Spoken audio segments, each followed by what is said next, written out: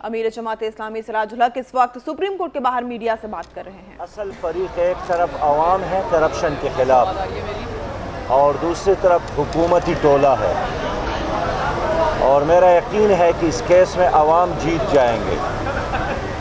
کل جس طرح حکومتی وکلاء بوکھلاہٹ کے شکار ہو گئے ہیں، ان کے دلائل تو کیا ان کے الفاظ بھی ختم ہو گئے ہیں، اور اب الفاظ بھی ان کا ساتھ نہیں دے رہے ہیں۔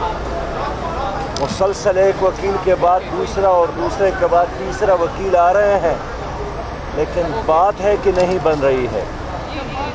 اس لیے اس بات کی علامت ہے کہ حکومت کے ساتھ کچھ بھی نہیں ہے دولت کے علاوہ، اور عوام کے حصے میں غربت ہی غربت ہے، اور اس کی بنیادی وجہ یہی کرپشن ہے۔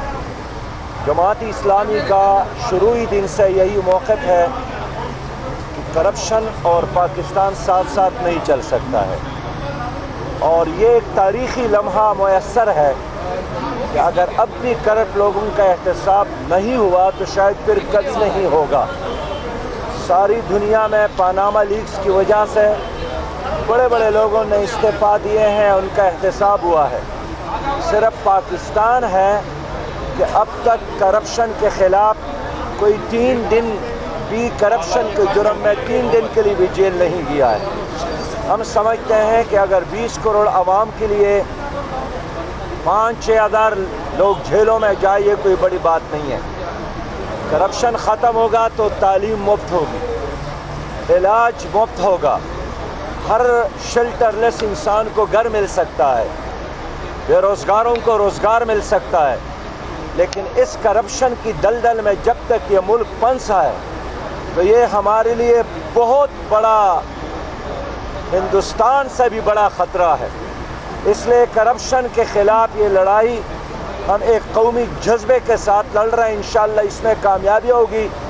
اور میں ایک بار پھر مطالبہ کروں گا کہ کرپشن حکمران ٹولے کا بھی، لیکن اس کیس کے بعد ان تمام لوگوں کا احتساب ہونا پڑے گا جن کے نام آف شور کمپنیوں میں ہیں، جو لینڈ مافیا ہے، جو ڈرگ مافیا ہے، جنہوں نے بینکوں کو لوٹا ہے، جنہوں نے قرضے لے کر معاف کروائے ہیں، اور جنہوں نے اس قوم کو چاروں طرف سے معاصرے میں لیا ہے۔